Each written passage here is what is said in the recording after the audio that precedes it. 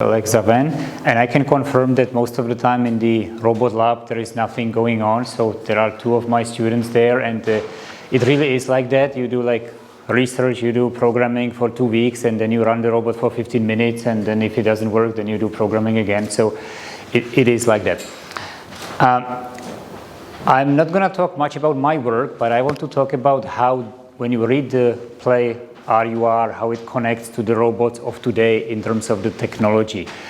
And I'm interested in robotics and development and brains, and normally I don't do art or philosophy, but I'm only, this is the only occasion when I kind of scratch the surface a little bit. Who has read the play R.U.R? Can you put your hands up? Okay, about half of you. All right, good. So yes, that's the display from 1920, and I'm gonna just, I took some pictures from the different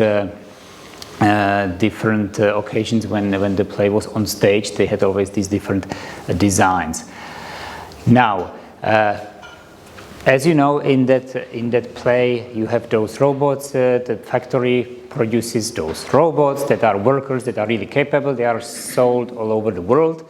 And they are just kind of the perfect workers you can imagine. That's why this R.U.R factory is so successful. The question is, do we have such robot workers today? So 100 years later, 104 years later, do you think we have such good robots now today? Yes. Yes, you think so? Okay.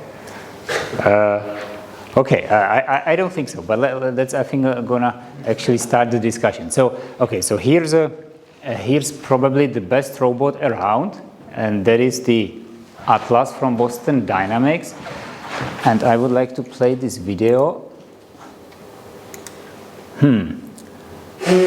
Now, okay, so probably some of you have seen that video. Okay, so that's the robot from Boston Dynamics that can make somersaults, that can, okay, so that guy above is going to ask him for the tools, and so this robot Atlas is just going to run up and throw him the tools and then make a somersault. And that's it. So you can watch all the Boston Dynamics videos easily online. Now the question is, how autonomous or how smart that robot really is. And so the guy actually tells the robot, "You're such a show-off." And actually, all these Boston Dynamics videos are kind of the show-off, because they basically, these engineers, they work really hard for, I don't know, for half a year, and then they make this video, but it's been pretty much pre-programmed, okay? So the robot was not autonomously like figuring out how to get there. It's just basically retuned to this particular thing. So it's not gonna do useful work right now. But of course, we've got robots that do useful work, like these kind of robots. So this is a car factory where at amazing speed and precision and accuracy, they are just producing cars, okay? So those are the robots of today that actually make useful work. And so they do a lot of work, and of course, but they do it only in perfectly known environments that are made for these robots, right? They know ahead of time when the car is going to shift by 2 centimeters. They're going to do their job, so there's no unpredictability. They are behind a cage because humans cannot enter that area.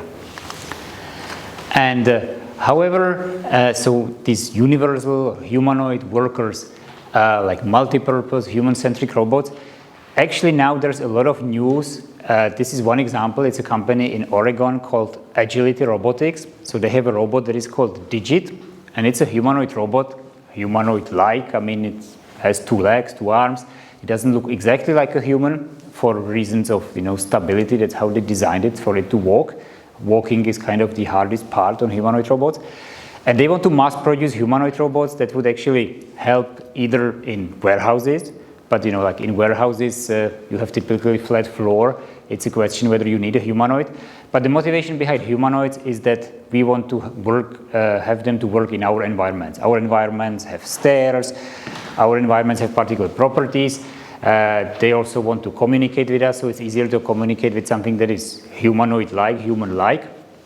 So there are these reasons why having a humanoid form. And actually, there's now a number of companies, including this one, that want to mass produce humanoids as these kind of multi-purpose universal workers. And that's really like started, a year or 2 ago. So we don't have them, but maybe soon we will have. But this soon is, is the big question, how soon that will be. But I think that it's clear from the play that Rossum's robots were better because they were just, flawless workers, exported to the whole world, and they could do anything, including a secretary job like the robot Sula, including manual labor. So I think that they still had the edge there. So how come? So I would like to, from a technological kind of perspective, take inspiration why it is that they were better. So traditionally, robots are designed in a top-down fashion. That means there is this engineer who basically creates the body of the robot in a CAD model, in a CAD design program. Then he has this model, and then, okay, so how do I move this arm? So he has another model where he knows this arm is this long and this long. This is, I can move the shoulder to get the arm here. And then he creates all these software libraries that are going to actually execute eventually the movement, where, for example, you want to point to this cube or you want to grasp this turtle. This is, you go from one library to the next. This is what you need to do. So this was kind of classical design using robot control and, basically model-based top-down design. However, that's not how the first generation of Rossum's robots were. And there's this one really important difference, that they were made from living matter. So these robots are obviously not made from living matter. And actually it is starting now a little bit. So there are these Xenobots of Josh Bongard and colleagues. So Josh Bongard has been doing co-evolution of bodies and brains for about 20 years. So he had these simulators where you had some kind of blob that was trying to locomote, changing both the body and the brain, like a very simple brain. But importantly, you had this evolution there that, for example, the next generation would have this foot longer or something like that. And that he's been doing, for many, many years. But only now, only recently, like 2 years ago or so, they first started also making hardware versions of that. That is an example of what is now called soft robotics. Robots not from metal, but robots from soft matter, which is like a big field now. And in fact, this generated a lot of news. They started making these kind of things from frog embryo cells, so from living cells. So they basically made a little sculpture out of these cells, and in this very primitive fashion they made it to move. So of course this is not useful now, right? This cannot do anything yet, but it's the first example of a robot from living matter, okay? 100 years after Čapek, but still very, very, very primitive. And the other thing about the first generation of Rossum's robots is, so the Harry Domain, the general manager, he explained, so I have to now read this like this, explained to Helena when she visited how they are created. So after the living matter is prepared, individual organs, bones, nerves, and veins are manufactured. Then the robots are assembled like cars. After that, they are put in a store where they get into existence. So notice this kind of thing. What does it mean, get into existence? They internally adhere somehow. Many things even newly grow in them. You see, we have to leave some time for natural development. So this is important, right? So they were not just produced as ready-made machines, but basically they went to school, actually. That's written in the play. And so they were basically learning what we would say now, okay? They were learning like kids. They were adhering. Things were happening for them to actually be fit for the environment. And so this is a big thing. This is a kind of the mainstream in robotics now. So they were learning. This would be a video showing how, in parallel, these quadrupedal, these dog robots are learning to locomote. So nowadays, you try things in simulation, then you try them in the real world. In simulation, there can be thousands of robots learning at the same time. We have now conferences that are specialized on robot learning. So robot learning is something that we do nowadays. And so the differences are, so the first generation of Rossum's robots, they were made from living matter and they were learning. Okay, but that's kind of the first part of the play. But so they were able to perfectly master some tasks in an intelligent but somewhat mechanical manner. Yet, as the directors said, the quotations from the play, they never think of anything new, and they are just robots without own will, without passion, without history, without soul. They were already perfect workers, but they were missing these kind of things that make us human. And without love and defiance, did not feel pain, and because young Rossum actually suppressed their nervous system on purpose. So what was missing? So Helena Glory saw that intuitively well, what the robots were missing. So she thought, they should be given a little bit of love. And why don't you create a soul to them? She asked Harry Domin.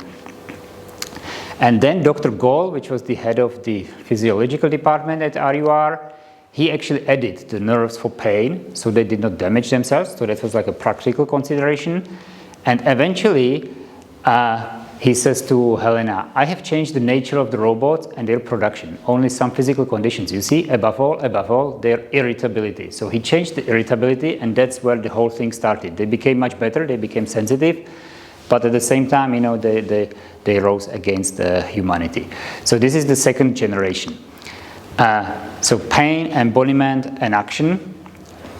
And then the robots stopped being only mechanically following orders. They began to perceive and act in the world and feel the consequences.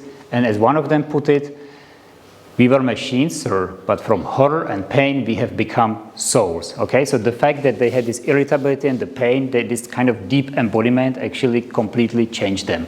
And that is very much how in cognitive science there is this movement called enactive approach to cognition, enactivism. This is one of the famous representatives, this book by Varela and colleagues, Embodied Cognition. So, coming to the end, are Rossum's robots still science fiction?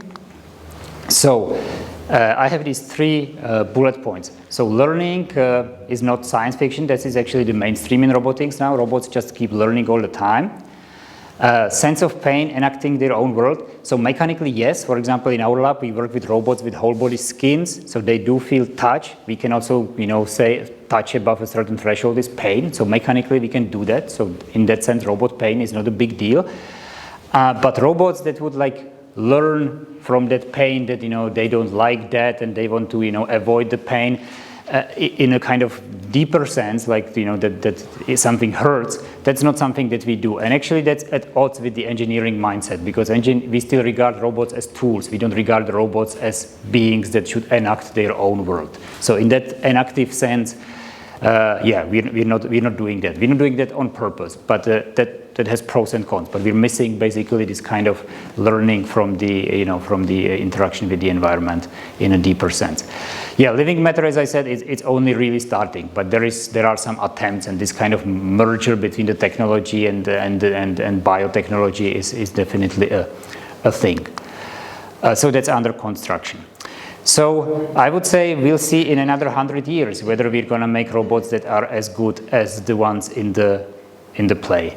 So with that, I use these resources. That was an interesting book, by the way, this Robot 100, edited by Jitka Čejková, that has a collection of essays on this 100-year anniversary of the play, and there is also an MIT Press version up there. So thank you very much.